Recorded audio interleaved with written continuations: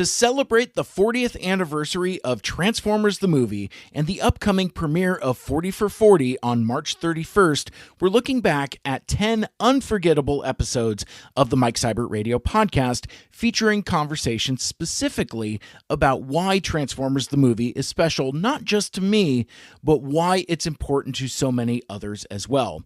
Today, we're going back to the 35th anniversary of Transformers the movie, back in July of 2021. I was connected with a cat named George Sirois, and I immediately found a kindred spirit. He's a podcaster, but he's also an author and voiceover artist as well, and he loves Transformers the movie.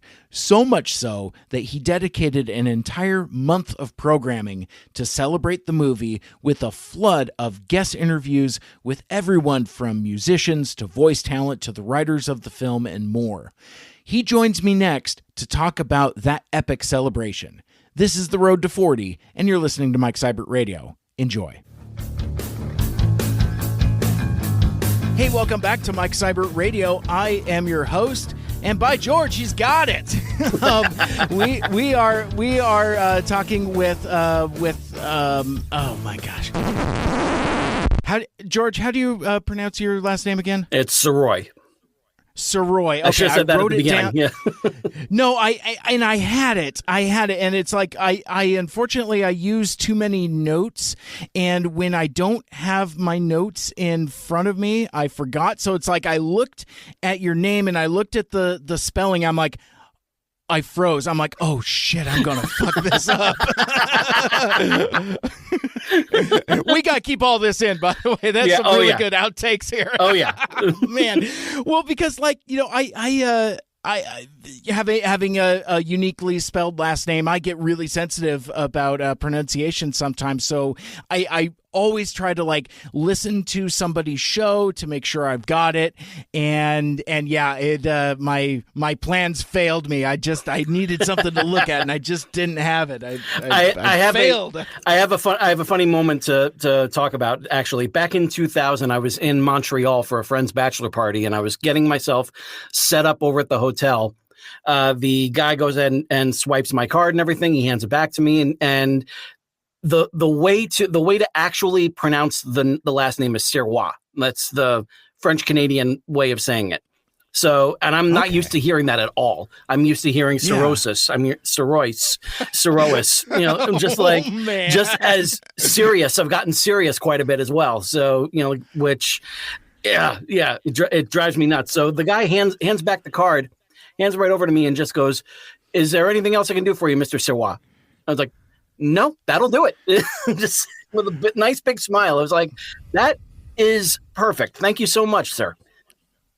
Right? Yeah, it's almost weirdly off-putting, or not off-putting, but it puts you off balance when somebody actually gets it right. Yeah. Like almost everybody I've ever encountered in my life calls me Seibert, you know, because it's like, you know, it's spelling, you know, I before E except after C unless you're me, you know, that kind of thing. But every once in a while, every once in a blue moon, I get one of those, "Well, thank you, Mr. Seibert," and I'm like, "Who are you? Can I take you with me?" It's weird. It's so weirdly flattering that it's surprising. Yeah. And like I said, it kind of puts you off balance a little bit at first. You have to kind of recompose yourself. And it's like, oh, this is just a person, you know, doing business transaction or whatever. It's really not like exactly. a big deal or anything. Exactly. It's the little things that mean the most, though. They always seem to do. They always seem to do that. Yeah. I've been waiting a long time for this. All talk, no shock.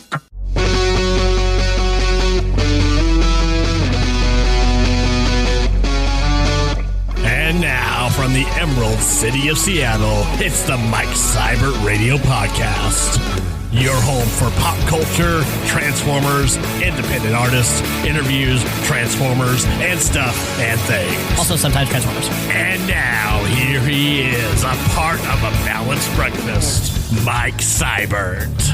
Hey, welcome back to Mike Seibert Radio. I am your host, And by George, he's got it! My guest today is George Sirois. He's a author, voice actor, audiobook narrator. He is the host of the Excelsior Journeys podcast and author of books in the same series. And today, we are going to talk about a little movie that is having a 35th anniversary. In fact, George is going to discuss with us how the narrative, the takeover, if you will, of his output in the month of August will be primarily focused on that little movie from 1986 with the transforming robots. Of course, we are talking about The Transformers, the movie from 1986. This is going to be a whole lot of fun. I'm really excited for this conversation, but please welcome to Mike Seibert Radio, George Sirois. How you doing? I am doing fantastic, Mike. Thank you so much for having me here. All right, so let's, I guess let's start with the basics. You know, every podcast is somebody's first podcast. Yes. And I already started with a bit of info dumping. You're multi-talented, you're prolific. Let's kind of parse out who George Sirois is and what you do, and then let's kind of get into some of the cool things that you've got going on, because before we tell folks to check out all of your stuff in August for the Transformers the movie stuff, I think it would help as good context for folks to know where you were, to know where we're going. Absolutely. And there are times when I'm still trying to figure out who the hell George Sirois is. But I think when you take the writing, the podcasting, the audiobook narrating, the voice acting, like you want to condense it all into one thing, I would say storyteller. And whether it's my story that I'm telling or someone else's story or giving someone the spotlight to let them tell their story, that's pretty much what this whole crazy trip has been. You are correct when you say that I have 3 books that are out there right now. Although technically you can say 7 books because one of them is a 5-part serial that's condensed into 1 book, but that's its own thing. That's a sci-fi sports serial that's called From Parts Unknown, and that's available on paperback and ebook. But the big ones that are connected to the podcast are Excelsior and Ever Upward, Part 2 in the Excelsior Journey. That's a YA sci-fi trilogy that I have going. Part 3 is in production, and I swear to you, publisher, Jeff at A-Loris Publishing, it is in production. I will get it to you, and I am working on it very, very diligently. And at some point, it will be finished, and that trilogy will be complete, and I'll be able to move on to my next big project that I have going on. But yeah, it was that series that inspired the title of the podcast, because when in 2016, I started up with a different podcast. It was this really great roundtable discussion of all these different authors in the St. Louis area. And I was really enjoying being a part of a podcast. Then it got to a point where in 2018, I was starting to get that feeling, that bug of just like, I got to do this. Or just looking through my Facebook friends and seeing all these wonderful creative people that I've known in various walks of life, and just thinking like, wow, these guys need to get themselves out there. People need to know what it is that they're doing, because what they're doing is fabulous. And then after a few months, it was, okay, they need to be on my podcast. So then I had that sort of direction to go in. And then one of my friends, David Lucas, who was running the Right Pack Radio roundtable show that I was a part of, he was listening to me talk about what I was going to call this show, and he looks over my shoulder and he sees my big banner that I have of Excelsior, and he sees the subtitle on there saying Part 1 in the Excelsior Journey, and he points to it and just goes, "Why not the Excelsior Journey?" And I turned around and I looked at it. I was like, you know what, that works, but let's tweak it. Let's call it Excelsior Journeys, since there's more than one. Everyone has their own. And just a few months later, that's when in October of 2018, that's when my first 3 episodes launched. That's awesome, because like I was doing a little bit of research, and yeah, I've listened to a handful of episodes, but the one thing I that struck me immediately is that I like that you've got consistent branding. Mm-hmm. So you know what I mean? It's like, Excelsior Journeys. Oh, it's books, it's podcasts, Yep. it's both. Yeah. It's very consistent, and not all of us content creators think that far ahead. The reason why my podcast is called Mike Seibert Radio is because I wasn't creative enough to come up with a title other than Mike Seibert Radio, because that's really what the show is. It's just things from my perspective, my point of view, my take on things, my friends' interests, my creative friends' interests in creative projects and trying to promote them. So it's all just very much through this kaleidoscope of Mike Seibert, so hence Mike Seibert Radio. But like I said, George, I like that you've got that consistency from jump. And talking about your podcast, I don't know if this is weirdly narcissistic or at least selfish. I've been told by many folks many times that it's not all about me. Yeah. And I'm like, you seem to forget what the name of my show is, but I was struck immediately by the variety of content in your podcast, and it reminds me of the content that I do. It seems that you're drawn by folks' individual journeys. Yeah. You have a variety of interviews with a lot of cool folks that we'll call out here in a little bit. Yep. But you're also doing chapter reads of your book. So it's not necessarily one particular thing, which is at times difficult to explain to folks. I know I have that challenge. They'll be like, well, what is your podcast about? And I'll say, well, it's like I just said a moment ago, it's just kind of like things through my kaleidoscope and my perspective. Yeah. Whereas with Excelsior Journeys, it feels like you've done a lot of the same thing, but more focused and even themed, because like even as you're explaining it to me now, it feels like even if you're doing a interview with, say, Michael Bell, voice actor, in your most current episode, we all have those Excelsior Journeys, which I think is really, really cool. Oh, thank you. Yeah, the chapter readings, they're an example of necessity being the mother of invention. I am on track right now to reach episode 100 on the episode that's going to air on August 10th, which is going to be recorded on August 8th, and which just so happens to be the exact 35th anniversary of Transformers the movie being released. So that when I did the math and realized where everything fell, I was just like, well, that's perfect. So I didn't want to mess with that. And a couple of weeks ago, I had a guest lined up, but our communication wasn't quite there. We couldn't quite get our schedules to mix. And I'm just like, well, no harm, no foul. I definitely want this guy on my show. And if it's not going to happen now, it'll happen in the future. But what am I going to record for this week? Because I can't just say no show this week, and then because that's just going to bump everything down.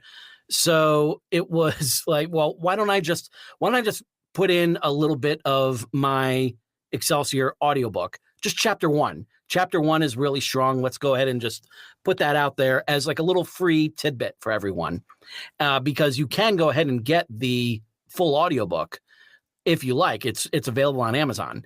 But at the same time, I didn't want to drop any chapters from the audiobook of Ever Upward, since that first chapter almost completely spoils the first book. So I don't want to do that.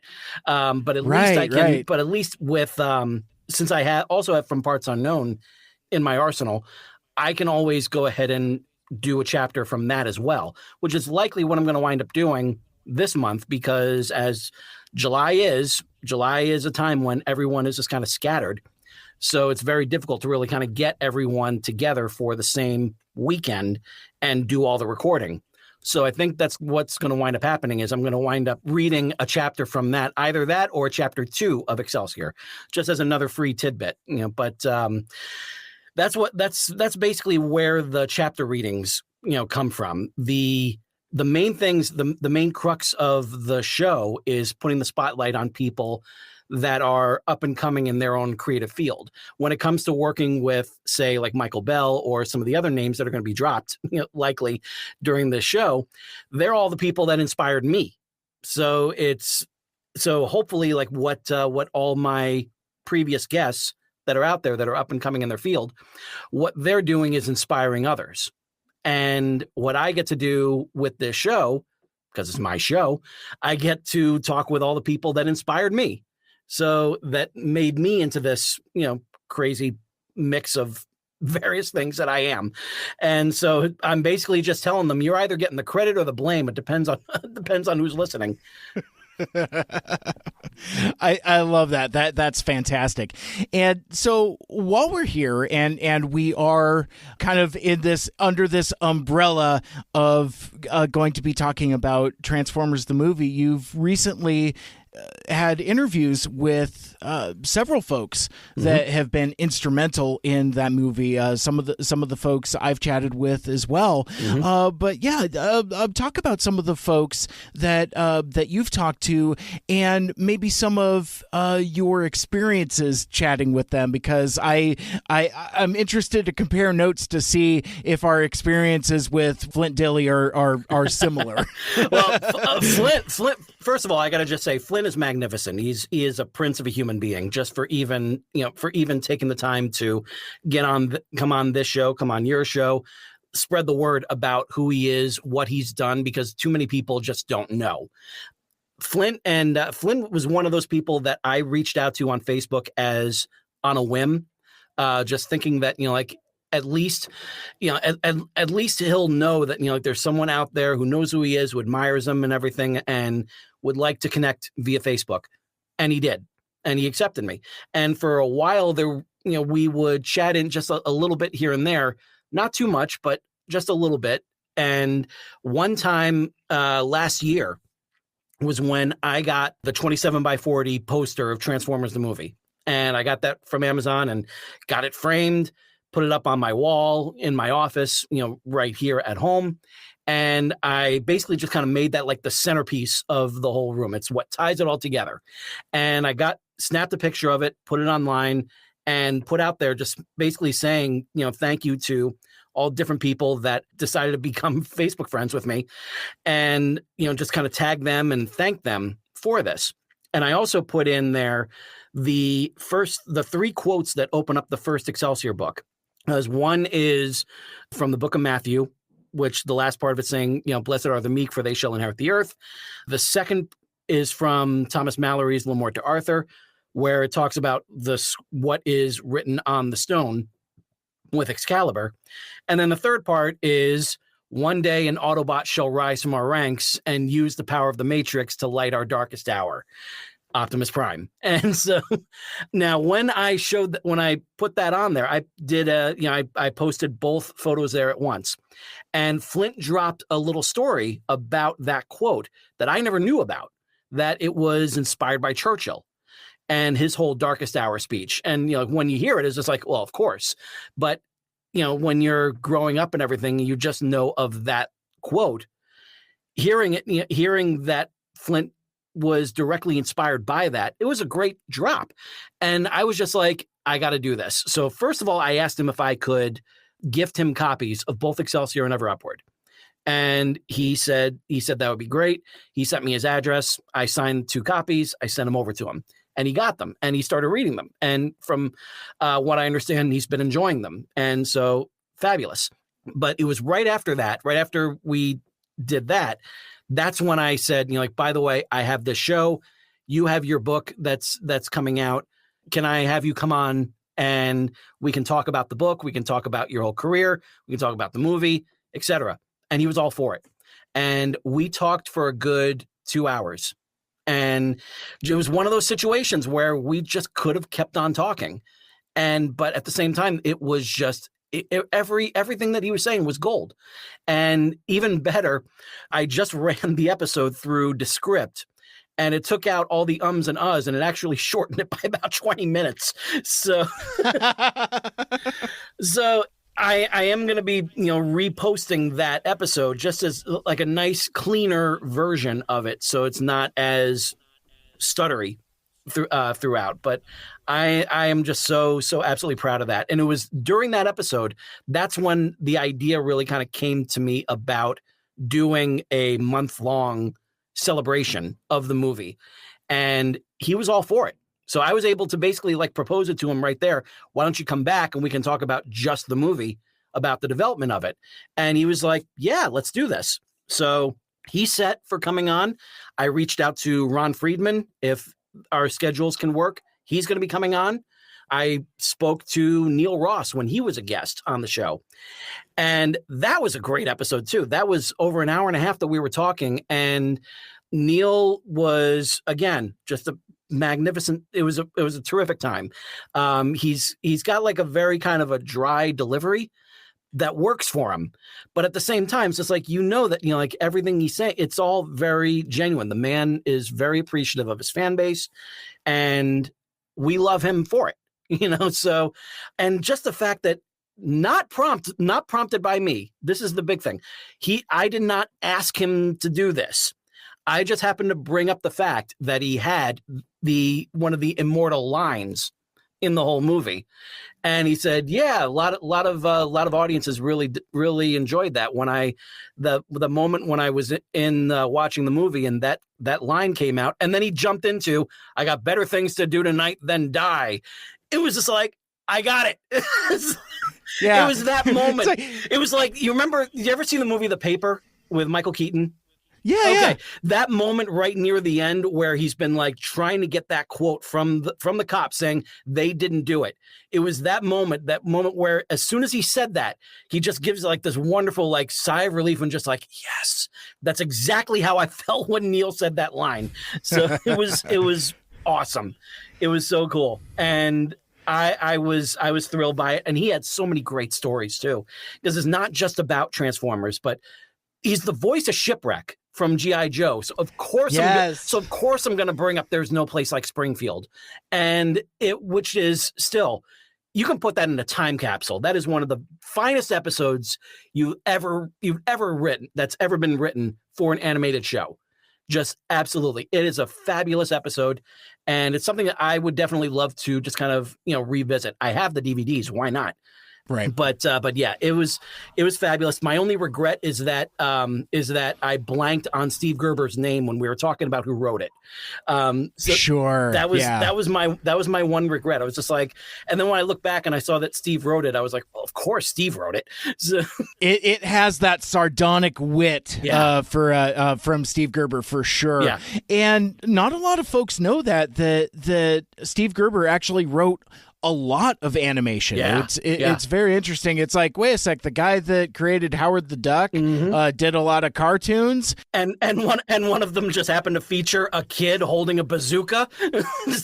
Yes. Yes. Try to get away with that now. Yeah, he had just a strangely unique mind. Yeah, just a very surreal outlook on life, and that permeated his work quite a bit. That's a voice that's definitely greatly missed for sure. Steve Gerber. Yeah, and Flint and I were talking about Steve because I recently re-listened to the episode with Flint, because I wanted to hear how it sounded after I ran it through Descript and got rid of the ums and uhs. And it did sound a lot cleaner. It sounded, like you can hear just like a little bit of a stutter like every now and then, but I took out all the pauses as well. So it flows a lot better. And it was a really good listen. And it was that part of it where we got to There's No Place Like Springfield, where Flint was saying that was one of the rare instances where he got to edit Steve.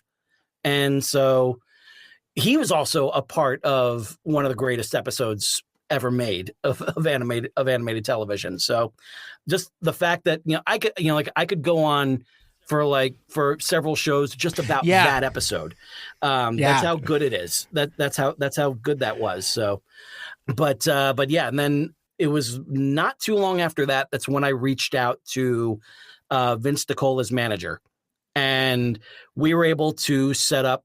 We originally had one period set up, then unfortunately Vince got COVID, and that put him out of commission for a while. But when he was recovered, I've been keeping in touch with his manager, Peter. Good dude. And he and I have actually become very friendly. And I repaid the favor by having him on my show the very next week. So he got to talk about getting into music management. And that was a really fun episode too, because I got to fanboy with someone who is a full-on fanboy. I got to talk about with someone who knows when you say Vera Saraband, they know what you're talking about, and somebody who actually worked there too. So it was a fun episode, but the one with Vince was fabulous. We only had about an hour to work with, but we wound up getting so much great material because he was talking about, I had no idea that he had written Far From Over, or co-written it with Frank Stallone. But oh, okay. But that was a huge part of it. And that led to his getting involved with Stallone, which led to Rocky IV. And so we had it was like, I would say like about, like a quarter of it was about him getting started in music. Another quarter was about staying alive. And then half of it was about Rocky IV. And it got to a point where we were getting really close to the end of the hour. And it was just like, well, we're not going to go like, oh, and he did Transformers the movie too. All right, By the way, right. Just like as an afterthought. Exactly. So I invited him to come back. And then I told him about what I had in mind for August. And he was like, well, let's do that. So I was like, yes. So now I know what part 3 of the whole thing is going to be all about. Part 1 is going to be about the development with Flint. And if the schedule gods are willing, Ron Friedman will be on there as well. Part 2 will be about the voices. So I'm going to have, Neil is coming back. I also was able to get Susan Blue, RC. I got Greg Berger, Grimlock. I have Michael Bell coming back. And I just got, and I am so excited for this. I got Victor Caroli. Oh, wow. That's incredible. Because he doesn't do a whole lot of press. He doesn't talk to a whole lot of folks. In fact, 2020 in February, there was going to be a TFCon in Orlando, and he lives down that way. And so that was a big in because I saw that he lives in Naples, which is where my father lives. Oh, so very cool. There you go. So, and that was to have been his first convention appearance, because apparently he hasn't done BotCons or any of that other stuff. And then obviously because of the Rona, the show gets canceled. And so he still technically has not made a convention appearance. So that's a heck of a get. That's going to make for a really cool, enjoyable episode. You've got a stacked lineup coming up. And the really fun thing is that for the voices part of it, it's going to be a panel. They're all going to be on there together. And so that's going to be just a real blast, because even though the movie itself did not have the same sort of feel as the show where they had all the actors in the booth at the same time, because that was something that Michael Bell talked about, something that Neil Ross talked about in the previous interviews, was that the setup was very different. They were even in a different studio completely. Thankfully, Wally Burr was working with them the whole time, but still it was not the same camaraderie in the sense of the sense of everyone kind of playing off of each other. But what they did, what it wound up doing was even though that movie and everything didn't have that sort of feel, I get to kind of recreate the feel of what they're used to, of doing it for the regular show. So, and even just having Victor in there is just, I consider that a huge blessing, just the fact that he said yes. And because what Victor gets to talk about that I'm really excited about is the different types of narration that they had, because there was the opening all he had was the opening narration for the movie, but he had also had different drops here and there for the show, but he also had an intro and an outro for the overseas release of the movie, where they did this whole Star Wars scroll type of thing, basically setting everything up. And then at the very end, spoiler alert, they got to say that, like Optimus Prime is going to return. Just like, kids, you can dry your eyes now. It's okay. He's going to come back. Yeah. We're not going to traumatize you the way we did all those poor Americans. It's like Right. we heard about the American child who locked themselves up in a bathroom for 3 weeks. For 2 weeks. We just want to make sure that doesn't happen in UK and overseas in the other territories. And it is and it is interesting, that narration, because it's weird watching the UK version, and it's like you said, it doesn't what is it? It doesn't have the song. It kind of like ducks it. It doesn't have like the Superman style opening credits. Instead, it has the Star Wars like crawl, which is fine. You could still hear the song under it, but then, like you said, Victor Crowley comes in and basically reads the scroll. So it's weird to have scrolling text and the narration. It's like split the difference or something, and it still has, it is the year 2005, so it picks up with that. It's very weirdly disjointed, which is really funny, because like the last line it says, but the Autobots led by Optimus Prime are not so easily defeated. A few seconds later, it is the treacherous Decepticons have conquered the Autobots' home planet Cybertron, so he was defeated. It's so weird how disjointed it is. It's like the Simpsons Behind the Laughter episode. Just like, the dream was over. Coming up, was the dream really over? Yes, it was. Or even that bit in the Simpsons movie where they're like, to be continued immediately, because it's a movie.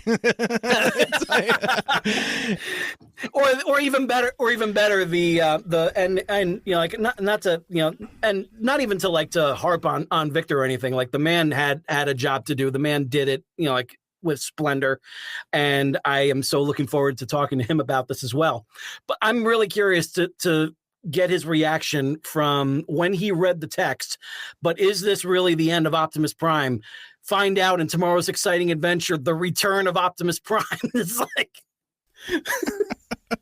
spoiler alert. So funny. Well, and it's interesting, the differences in different audiences and how they got to experience that, because when I saw the movie, when you saw the movie, folks are of our generation and age saw the movie. That was it. It's just like Optimus Prime is gone. Yeah. These are the new characters. This is the new status quo. Let's go into season 3. In fact, I've corresponded and met with so many friends that just jumped into season 3 face first and had no idea what the heck was going on. It's like, where's Optimus Prime? What's they hadn't seen the movie. It was so weird, because like the movie came and went so quickly, wasn't a success at all. Yeah. And so there were a lot of folks that were really kind of left in the cold. I guested on a podcast, Transformers University, where they were talking about the return of Optimus Prime, and I had forgotten in doing research for my part of that episode that the Return of Optimus Prime came out on video the same time as Transformers the movie, and that wasn't until January of 1987. I had completely forgotten about that it's like it. And they advertised the VHS as the sequel to Transformers the movie, and I was like, no. 5 Faces of Darkness, that is the sequel.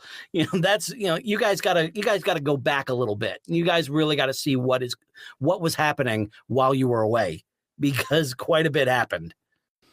So that being said, before we get too deep in the weeds, because I think folks that are listening to this know Transformers the movie already. So I don't necessarily need to backpedal that far, but what I'm really interested in discussing with you is really why Transformers the movie. Why that's why you're celebrating the 35th anniversary. Why is it taking over the narrative of your podcast and output for August, for that 35th anniversary? Obviously, those of us that like it have, a great degree of affection for it. But what I thought we would kind of discuss is kind of more deeper root causes. It's like, after 35 years, why is this movie so vital to you, so much so that it takes over your narrative output for the 35th anniversary for August? Excellent question. And for me, it really kind of goes back to the original line, the actual characters, the show, really. This whole wonderful assortment of Transformers. It's a big part of me because I believe it's the first franchise that I discovered. Because, there have been other shows and everything. There was, He-Man and the Masters of the Universe came before this. G.I. Joe had come before this. But at the same time, my father had, like a G.I. Joe, action figure and everything from way back. And, he took the family out to see the original Star Wars. He took us to see Superman and everything. These were all established characters that had been around for quite a while. And, during that time and everything, it was someone else who really kind of brought me into that particular fandom. With Transformers, that I discovered on my own. I just happened to be watching a commercial for these toys. And I just something about them grabbed me.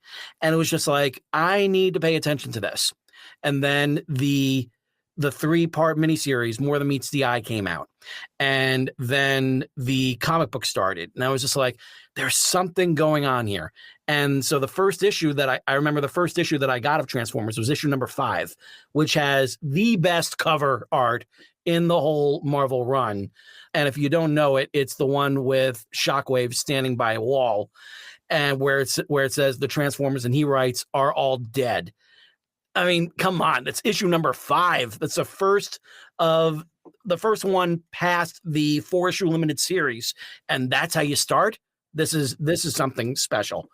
And then they just happened to they were airing season 1 during the time on Sunday mornings on WPIX 11 in Poughkeepsie, New York. And that was when we're at church. So my father, went ahead and set up the VCR so that way it would record while we were at church. I came home and the first one I got to watch was SOS Dinobots. And then the very next week, for some reason, they aired them out of order, but they aired the More Than Meets the Eye miniseries. So I got to really get steeped into that. And it was just at one episode after another, it was just like getting it more and more and more. It's like, there's something here, there's something here, there's something here. And then they switched over to Monday through Friday right after school. And that's when things really blew up. That's when I have my other friends and everything talking about it. We're showing off our Transformers. First one I got was the red variant Bumblebee. I didn't know. But then I got, a family member sends me Ironhide. And then over at, I think it was Kmart, I think that's when I got Soundwave, and then eventually Skywarp. And, so I didn't have that many, but the ones that I had, I loved. And it was just something about that. It was just constantly just feeding it. And then, more, reading the issues more and getting more in tune with that. And then around April or so of 86, that's when I started seeing the little teaser right at the end of the Transformers episodes saying, and coming this summer, Transformers the movie. And that really just got me excited, especially at the very end of the commercial when they would say rated PG. Because at that point, GoBot's Battle of the Rock Lords had already come and gone, and that was rated G. And after I got to watch that, a few months later and everything. I was just like, all right, it is what it is.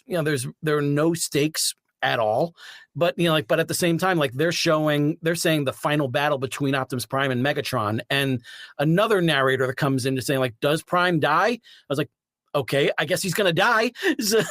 Yeah, but as he's showing being shot in the face multiple times. Exactly. I mean, that imagery is already upsetting enough, and it's just those TV spots were just bonkers. How they crammed so much into 30 seconds. It's like, and it's the final battle between Optimus Prime and Megatron. Does Prime die, and who will lead the Autobots, and what is the secret of the monster planet? And I'm like, oh my God, I must see this now. It's too much. It was just overwhelming. But man, it was great. But yeah, I mean, it just hit every.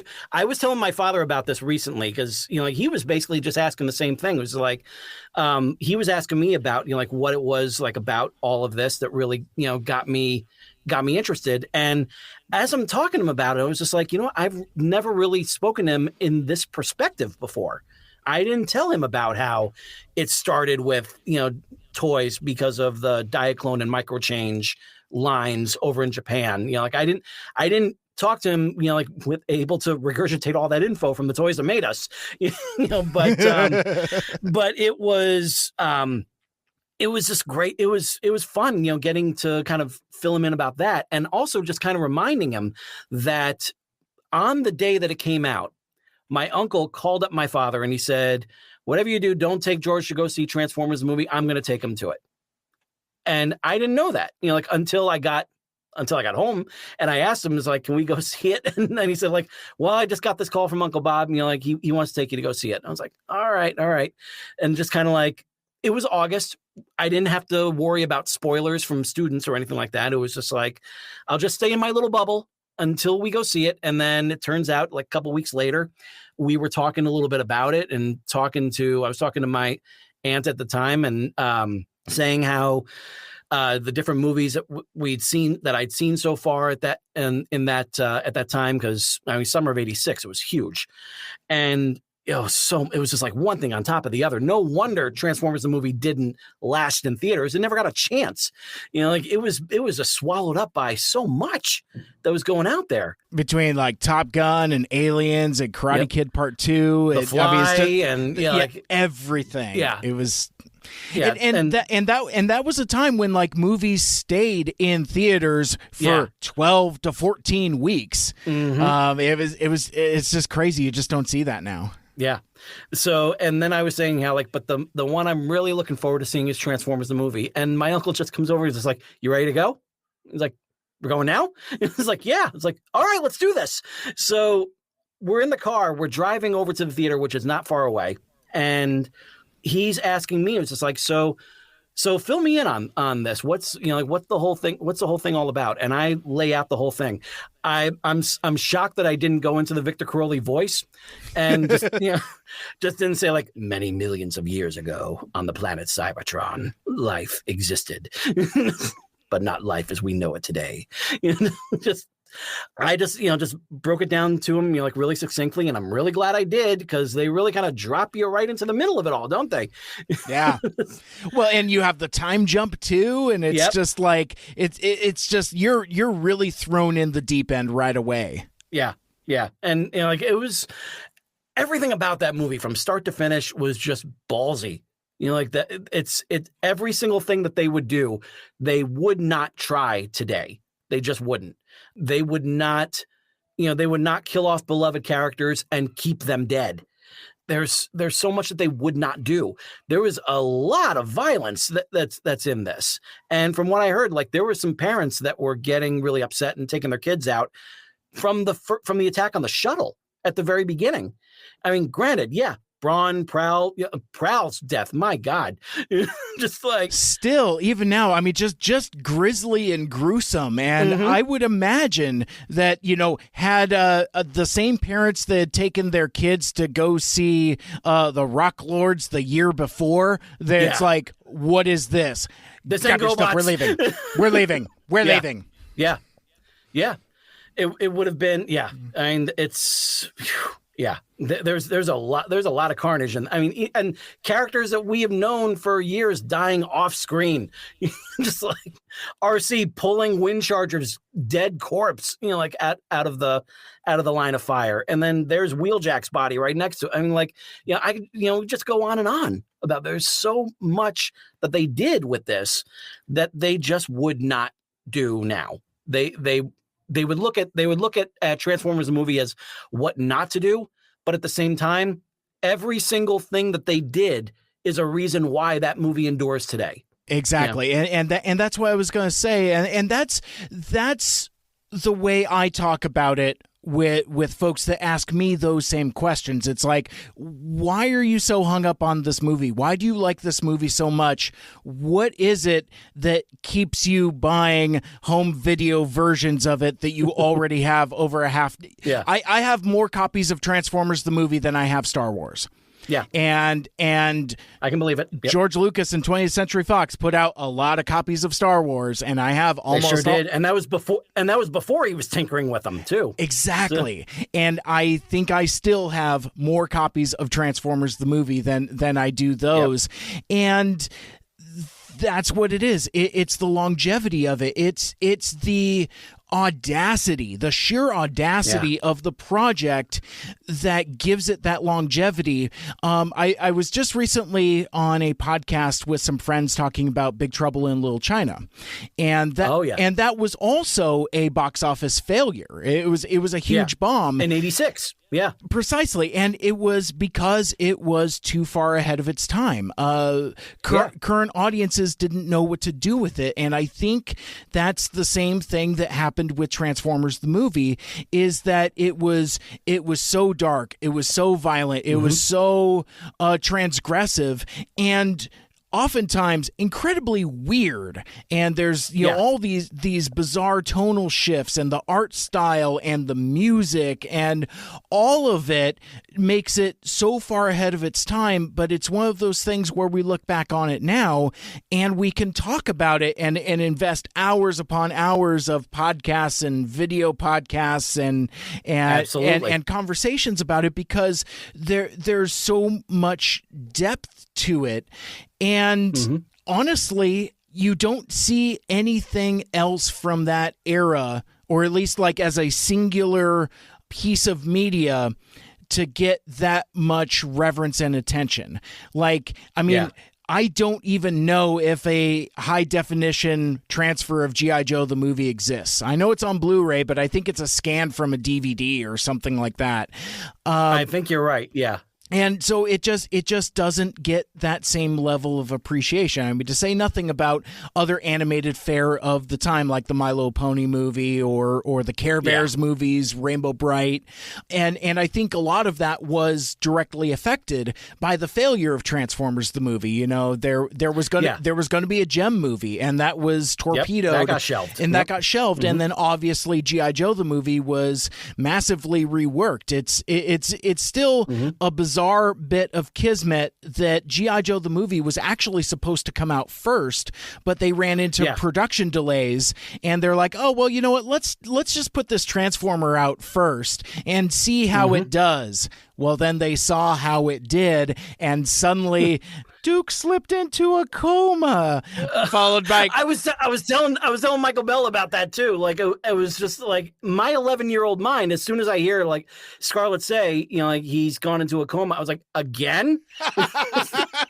Right. And the man's gone into so many comas. Many comas. He's got real bad CTE. It's like, I was thinking like that if they want to do any sort of like retconning of the G.I. Joe movies after Retaliation, they should have had they should bring back Channing Tatum as Duke and just say like, nah, he's just been in a coma. Yeah. You know, like he was discovered he was recovered by like another faction of the Joes, led by Ripcord.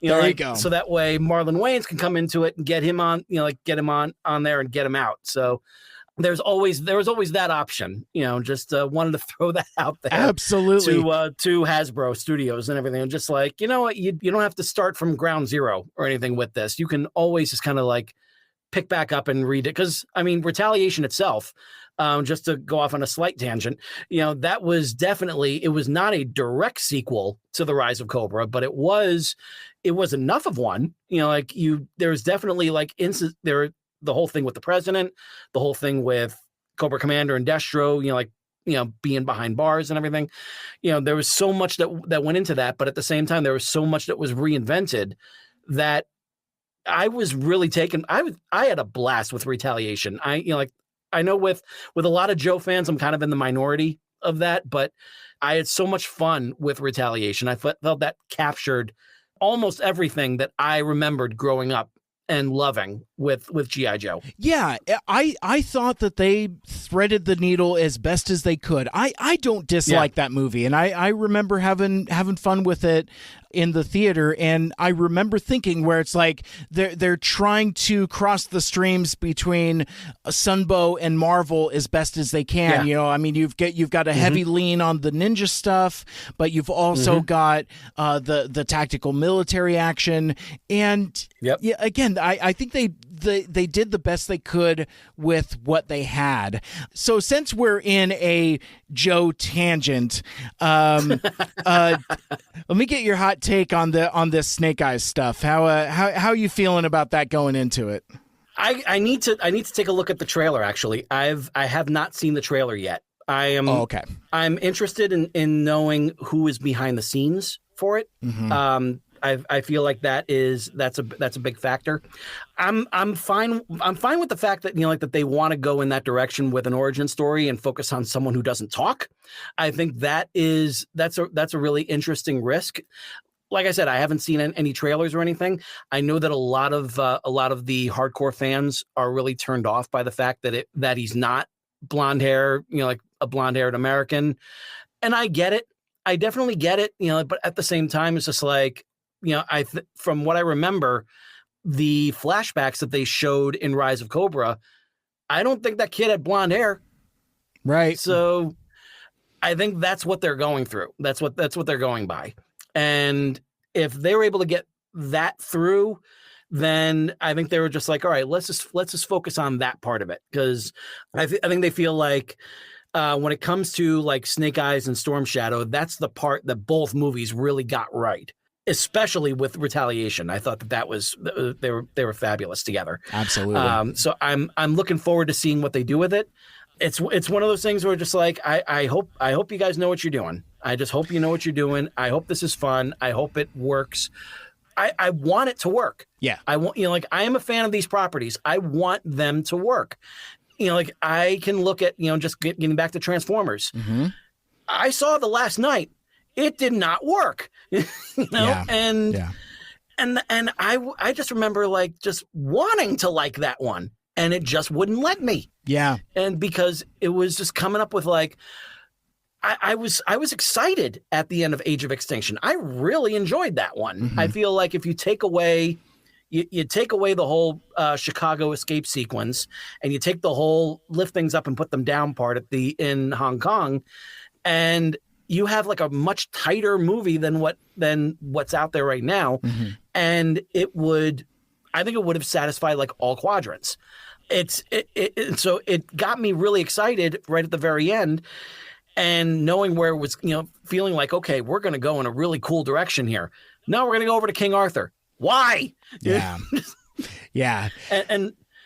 And we're gonna bring in other Decepticons like Suicide Squad members. Why? It's like we don't know. It was just like, yeah, it feels like it was written by committee because it was. Yeah, you know, like it's, you know, literally it was that whole roundtable that they did. You know, like I would have loved to have been in there. You know, like at the same time, it was just like I already have an idea that I've even been like kind of fleshing out a little bit more that can carry on after the last night. And it can also incorporate the Bumblebee timeline that it looks like they're working with and give it its own Transformers Days of Future Past kind of feel. There you go. So yeah, you know, I feel like that needs to be done to successfully like wrap up the Bay movies and move on in this whole other timeline. Because I feel like if they just go like, oh, we're just doing these now, these don't matter anymore, I feel that's dangerous. I feel like they did it really, really well with the X-Men movies. And, you know, like you take out the X-Men Origins Wolverine and you got like a really solid continuity going there. So again, you know, just kind of like, you know, touching up on just going off on one tangent after another. Yeah, absolutely. But this is it. Like this is the sort of stuff that I grew up on, and it's the sort of thing that inspires creativity in a lot of people, including me. And I feel like that is something that I feel needs to be celebrated, which is what comes right back down to why August is going to be the month of celebrating Transformers the movie, because I feel it needs to be celebrated. Absolutely. Now, I want to take a step back from our deep tangents for a sec. I would like to go back to your original watching of the movie with your uncle. What was the reaction when the house lights come up? I'm very curious about this one. I was actually like excited for the future. I was actually really into it. I feel like when Brawn, Prowl, Ironhide, and Ratchet met their end. Yeah, especially Ironhide. The such heroic nonsense moment. That's again. They would not dare to do that today. No, they cannot say like, "Hey, look at all these great toys that you got. We're gonna throw them out. We're gonna sell you a whole bunch of new ones." It's not like we're going to, introduce some new toys to put on top of the toys you got. No, we're going to run your toys through a combine, right? And then we're gonna then it's like, oh, you can't play with this one anymore. Oh, what a shame. Try Ultra Magnus. Yeah, exactly. So I was into it. I was like, wow, we're taking some serious steps here. Like there are stakes here. I'm interested. Let's see where this goes. And then as it was going on, more and more, it was just like, this is good. This is really good. And then the death of Optimus Prime scene, which, as I said with my conversation with Flint, that was perfection. The way that whole scene carried out. Yeah. Everyone was on their A game. And, Nelson Shin, God bless him, the stuff that he brought in, the eyes, getting bright, lighting up, and then the fading. Yeah. And then turning to gray, and then his head just dropping to one side, and Daniel just like crying there. It's just like they had to have known that this was not just a toy commercial. They had to know what they can say, like, oh, we had a job, and that was to phase out the 84 line and bring in the 86 line. Okay. But the way you did it, it proves to me, exactly what these characters are all about. And you did not just like put all of them onto one big ship and then send them out and blow it up. That would have been cynical. That would have been incredibly cynical. Just saying how like that, just grabbing the arc and everything, like getting it working again, getting all the Autobots in there and everything. And then all of a sudden just something like, oh, there goes into the sun. And then we have a whole new adventure with all these new characters. That would have been incredibly cynical. The way that they did it, it just proves that they were aware that these characters meant something. And they did a magnificent job illustrating that with that scene. And like I said, Nelson was on top of his game. All the voice acting work. Peter Cullen, you can't say enough about Peter Cullen. The man is still just absolute genius, and it's someone that's my big get. If there's any opportunity to have Peter Cullen and Frank Welker, like in there, of course the two that don't do as much social media or anything are really difficult to pin down. Of course, they're the ones that that everyone wants to talk to, which is likely why they avoid social media like that. But his acting was phenomenal, and Robert Stack was great, and then Vince DiCola's music. I mean, like it got you. Yeah, it got you in such a great way. So it was big. It was.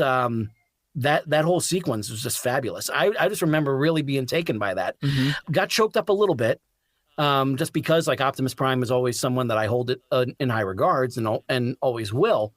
But what really interested me was afterwards when Megatron met Unicron. Yeah, and it was that whole scene. It was just like, what? Okay, now the plot's getting kicking into gear. Now we have some brand new Decepticons, but they're reconfigured versions of the old ones. So they're not replacements. They're the next step in their evolution. Yeah. And so that's really cool. Like, and getting rid of Starscream the way he did. It was just like, this is great stuff. Yeah, this is so much great stuff. And then of course Spike dropping, oh shit, what are we gonna do now? Like. Well, and I was going to ask you about that too. So, like, we talked about, kind of the violence, but you had, mentioned that you would go to church on Sundays, and I was wondering what the family's response to the profanity, because I know folks that like have had issues with the violence, but I've heard that folks had even more issue with the profanity, which is obviously what got it that PG rating. They intended for that so that it would play later in the day. There would be more showings, and even that part of it was smart. Yeah, kind of backfired, but also very, very smart. Oh yeah, you can tell that at the very core of this, there is a marketing agency that's pulling the strings, and Griffin Bacall, those guys had done some amazing work with this. They had brought in the right kind of people involved as well. And so that idea of, just dropping that S-bomb and giving an Ultra Magnus a damn it line, later on, also noting that they took out the oh shit line from the initial video, the initial video release, and the one that they did that Rhino did years later. They didn't drop in the S-bomb until its first release on DVD that Rhino did, the almost bare bones version of it. But it was, I was just like, as this 10-year-old me and everything to come, right? Yeah, I mean, it makes Spike said shit. It makes it feel very adult, especially coming from that character, because Spike is the character that you identify with when you're watching the shows on Saturday morning and weekday afternoons in 1984 and 1985. Now you have this time jump, and this character that you were along with, the identification character, is now an adult, which is kind of cool. You get, oh, cool, I'm looking up to this character now, and then he starts swearing. It's like, Spike is pretty cool. He's a cool dude. And what's really cool about that is that what they did with Spike later on, I thought was fabulous. Yeah. The way that character kept on going. And especially, even though I'm not the biggest fan of the Rebirth, the 3-part miniseries that wrapped up the whole thing, that should have been 5 parts. But David Wise, the late great David Wise, had so much to say. Folks, take a look at I think it's called just like David Wise interview on YouTube. It's there. It's about 20 minutes long. He breaks it down of all of the different budget issues and everything that was happening, all the issues that he had with writing the Rebirth. And it's a great interview. It's a really solid interview. But what I love, Spike just really, it's like he came into his own. Yeah. Especially in that miniseries. Like he was stepping forward. He wasn't just like, hey, I want to go too. It was, he was being like he was being an authority on there. Yeah, he was he stood up to Optimus at the very end and said told Optimus that he was staying on Nebulos. And just saying Prime, he's got my boy. You must trust me. And finally, and Optimus deferred to him.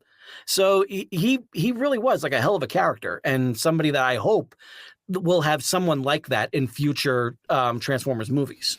Absolutely. And with that, with the progression of old characters, obviously comes in the new characters as well. You've got Ultra Magnus, you got Cup, Hot Rod, RC, etc. Springer, of course, and Blur. Yeah, all these characters were super cool. Except for Wheelie. Wheelie sucks, but that's all right. Wheelie sucks. There was this great moment. I think it was in Ghost in the Machine in season 3 where Spike and Bumblebee got to ride together. Yeah, and that was just like, all right, that's good. Let's keep Wheelie over there. Let's get more Spike and Bumblebee, because they have a good chemistry. They always have had a really good chemistry. And so that part of it, I feel like that was something they should have, focused on more. It's like, I get, like Daniel with Wheelie, I get that. Yeah. But let's put more focus on Spike and Bumblebee, because that's a pairing that we knew was going to last from the beginning. Yeah, and I think that's the thing that the writers kind of miscalculated. It's like you give us both dynamics. It's like you bring in new kid appeal characters in Daniel and Wheelie, where I think that's where kids are supposed to go. But folks like us were starting to grow up and grow out of it. So the time jump works. Yeah. Aging Spike works. And everybody likes that dynamic of Spike and Bumblebee. Why not stick with that instead of trying to put in the new kid appeal characters, because the fan base had kind of outgrown it. I think that was their big miscalculation, even more so than the crass consumerism of the movie of, killing off all the old characters so that you're motivated to buy the new ones. But yeah, I think they just didn't quite know the audience and didn't trust the audience. I think it's not that they didn't know the audience. I think that they didn't trust the audience, because everything else in season 3 works very well. It's like, you've got you're moving away from Earth. You're going into hard sci-fi. You're dealing with aliens and weird concepts, and all of that stuff springs out of the movie. I think that's why the movie is still so iconic, because there are all of these bonkers concepts that come from the movie that are still called upon in any iteration of Transformers fandom. It's like, if you get a nickel for every time somebody says one shall stand, one shall fall, or, I mean, so much of that dialogue has been repurposed and reused, and that speaks to how iconic of a touchstone this is. I've heard my buddy Anthony Brucali, who hosts Transformers University at tfu.info, he refers to the movie as the centerpiece of G1. It really is. Because it really is. I mean, and G1 is really kind of like defined as like before the movie and after the movie, but the movie itself is this thing that exists. It's the jewel right in the center. In pop culture. It's the jewel right in the center. It really is. And like I was talking a little bit more with Flint about this during our talk. A couple of years before I got to talk with Flint, I met Greg Berger, and he was at a convention that was wonderfully stacked with a lot of really great pop culture people, but it was horribly marketed, so no one really knew about it. But that was it sucked that it was basically like throwing money away for my table, because I had my books there. But at the same time, it offered a chance to kind of walk around a little bit and chat with some of these people. So that's where I got to gift Greg a copy of Excelsior. And I got to, talk with him about it. I showed him the 3 quotes, and he looked at that. I was just like, I'm going to show this to Peter. I was like, awesome. Like, please do. And this was before I knew that the podcast was going to get going. And I even had a great moment where I got to meet and gift a copy of Excelsior to Alan Oppenheimer, the voice of Skeletor, which was amazing because one of the main characters in Excelsior was directly inspired by the Frank Langella version of Skeletor from the Masters of the Universe movie. Yeah. And that wouldn't have happened if Alan hadn't made that character as iconic as it is. So it's just like, I got to give him a copy. And Alan was so gracious too, because he got up from his chair and let me sit at his booth and then stood over me while I signed it, my copy of the book for him. And the whole time I'm thinking, it's just like, where the fuck is a camera? Like, somebody needs to, yeah, exactly. This needs to go out there. Oh, that's great. But I had a moment, and one of my friends who's also like real hardcore into Transformers, she asked me, what would I have done differently for season 3? And I said, like, the main thing I would have changed is we go back to Dark Awakening, and Optimus, he still overpowers the programming that the Quintessons gave him, but he doesn't kill himself afterwards. He's still banged up. He's still badly wounded and everything. He needs to be on a life support system. And that is what keeps him on Cybertron and acts as a mentor for Rodimus. Rodimus still has the Matrix, and he's still going out on missions, but he has Optimus's ear. He can go ahead and like use him as a guiding force. And so basically he would be in the same role that General Hawk was in on that same season of G.I. Joe. So, because they brought in General Hawk that same season. So he'd basically be like the same thing. He would be the top guy that would, like be looked at, like with reverence and everything, but he was not in a position to actually get out on the field. So Rodimus would do that instead. Then you have, and this is also dependent on Hasbro getting their ideas in gear a little faster than they did, and saying that there would be some sort of, universal catastrophe or something that requires Optimus to actually be there. And so you have a human that is working with him, with that, with his life support system to basically like try to improve it as much as possible to the point where that human would actually have to wear it and become it and become the Power Master. So that way you have Power Master Optimus Prime. I see where you're going. And then all of a sudden, right. now you have Optimus, like back and everything in gear as the Power Master that Hasbro puts out. So there you're in with him coming back, and not just bringing him back because somehow during all this conflict and a ship blowing up and everything, that a couple of humans just happen to get on there and get a perfectly pristine Optimus out of the ship. You can tell I'm really bitter about that. Just before, it just doesn't line up. It clashes so badly with the continuity, and it pisses me off. It was just like, if you want to have them rescued, fine. Have everything be what it is. Have everything carry out what it is in Dark Awakening, but have Jessica and Gregory pull up in their ship after everything is done. It's just like, what's that thing floating out there? Well, and it's also kind of weirdly doubly frustrating as well, because like as a singular piece, The Return of Optimus Prime is a pretty decent episode. Yeah, it's a lot of fun. There's some cool stuff in there, some great concepts. The animation is fabulous. The animation looks great. Terrific. It looks the closest thing to the movie that was out there. It looked really, really good. And absolutely, and of course, the Stan Bush cameo at the very end. Why not?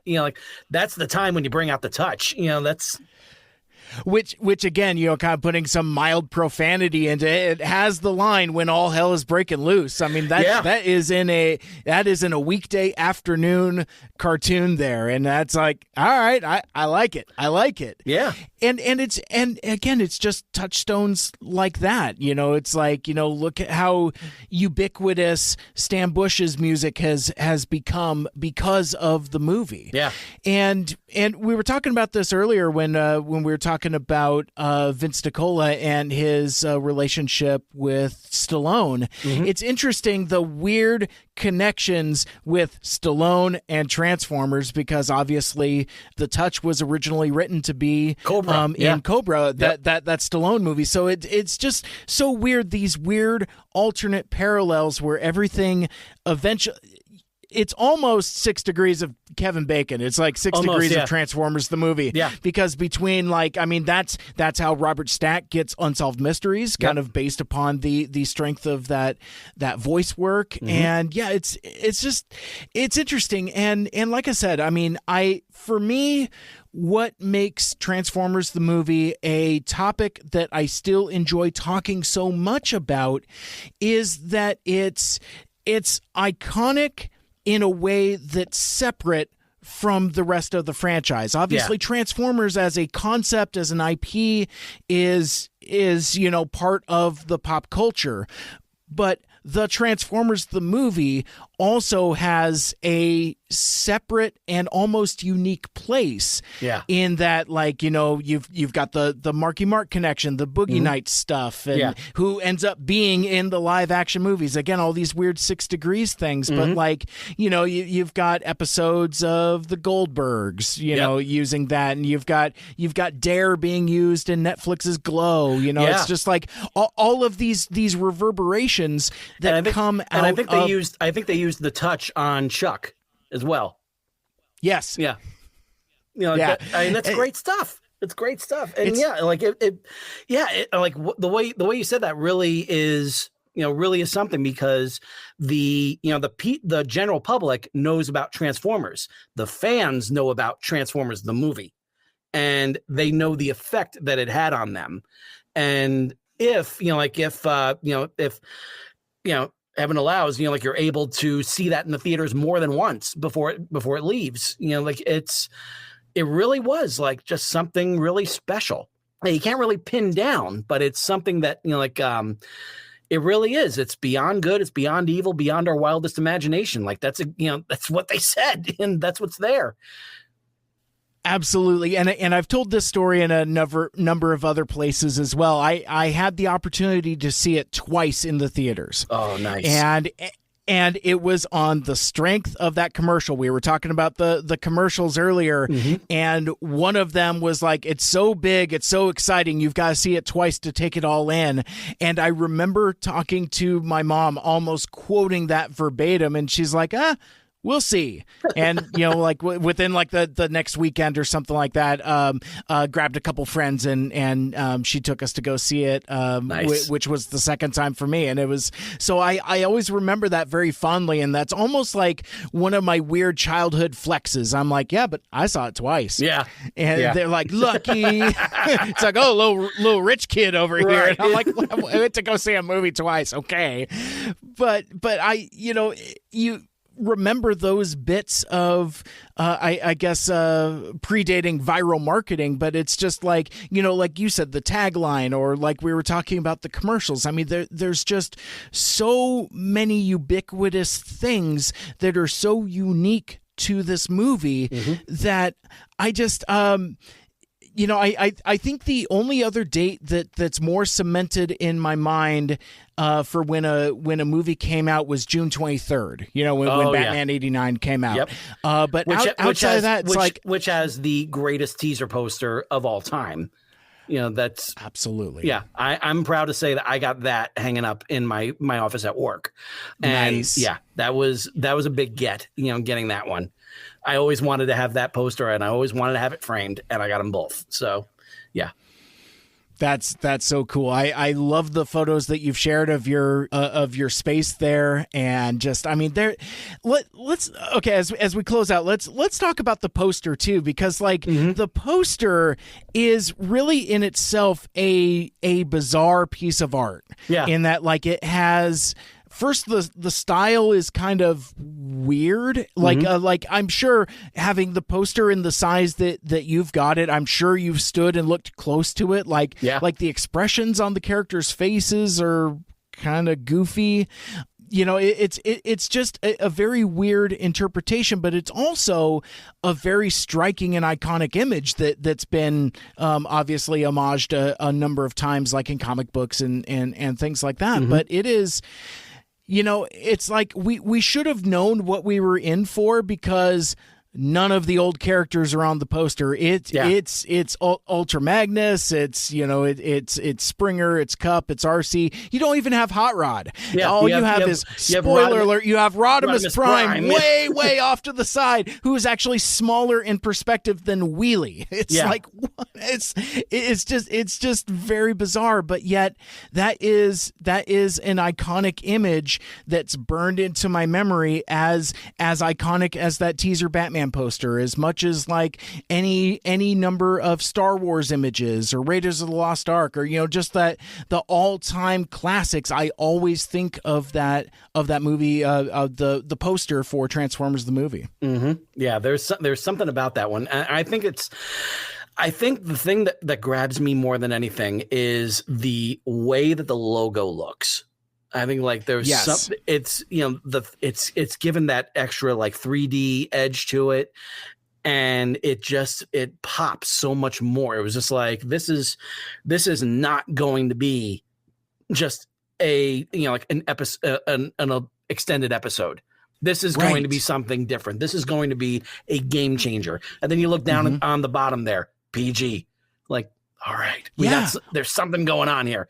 It's a real movie, and like you know, it's got like all of the cover dressings and all of that stuff. You know, it's like, oh, you know, DEG presents Dino De Laurentiis, who, like, you know, I didn't know anything about movies, but I knew that name from like seeing that. I'm like, this is it's a real movie in a way that Rainbow Bright wasn't, or My Little Pony the movie wasn't, or you know, or again, or GoBots. You know, none of those really felt like movies. And for me, Transformers the movie, even now, is still the meter stick that I use to measure a television to movie transition. Like I remember watching like Star Trek Generations, and I'm like, well, it's fine, but it's no Transformers the movie.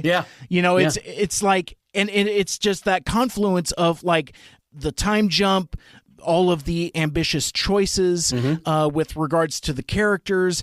It's everything just felt real and intense and scary and game-changing, like you had said. And anything, I mean, like I even remember, like I had a cousin of mine who was super into Pokemon.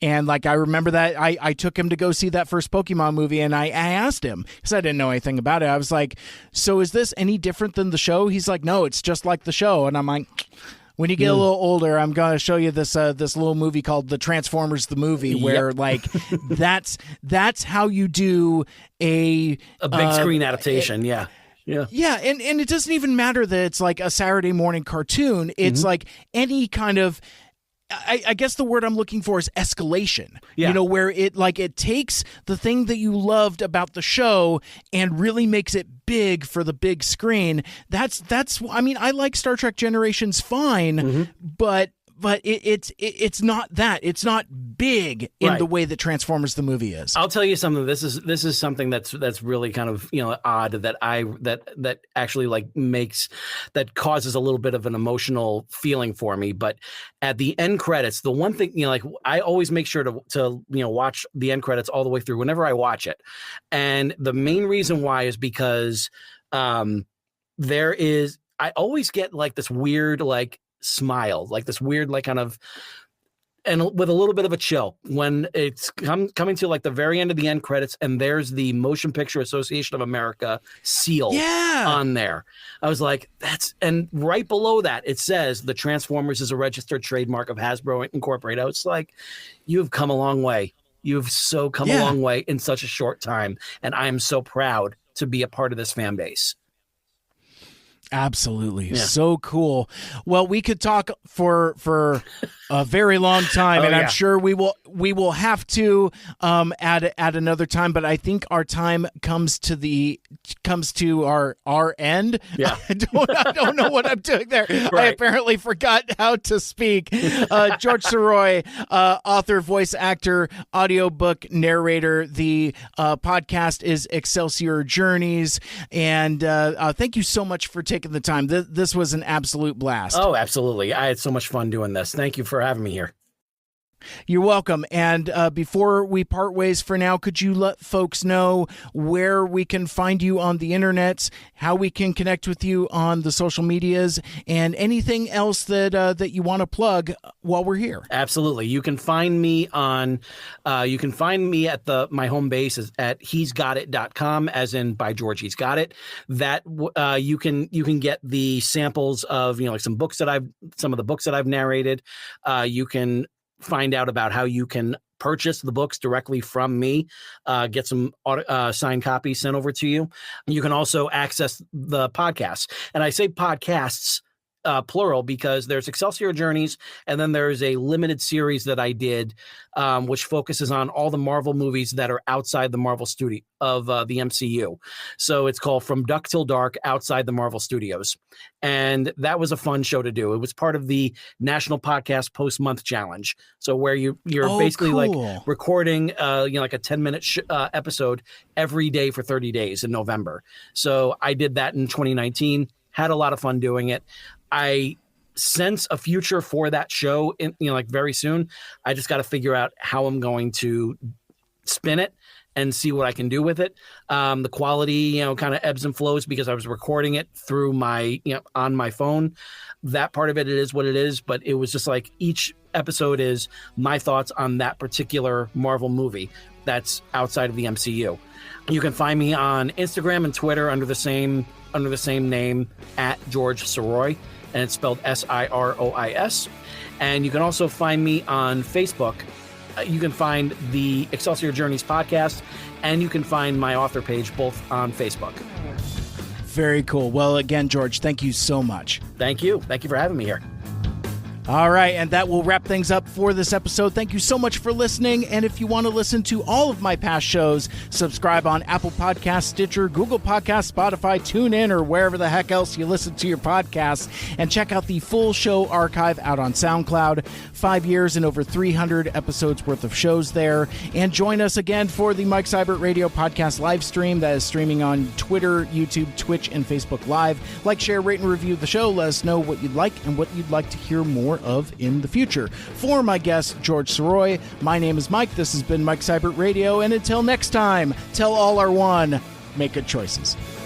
You've been listening to the Mike Seibert Radio Podcast. Follow us on Facebook, Twitter, and Instagram by searching at Mike Seibert Radio. Email us at mikeseibertradio@gmail.com. The spelling on that, of course, is SEIBERT. Call into the voicemail hotline at 231-224-MIKE. Once again, that's 231-224-6453. Special thanks to Michael Geisler for our theme music. For more like it, check out ByDoorMusic.com. This has been a Mike Seibert Radio production. Coming up next on the road to 40, the 35th anniversary celebration of Transformers the Movie continues with a conversation about the Fathom event screening while at the beach.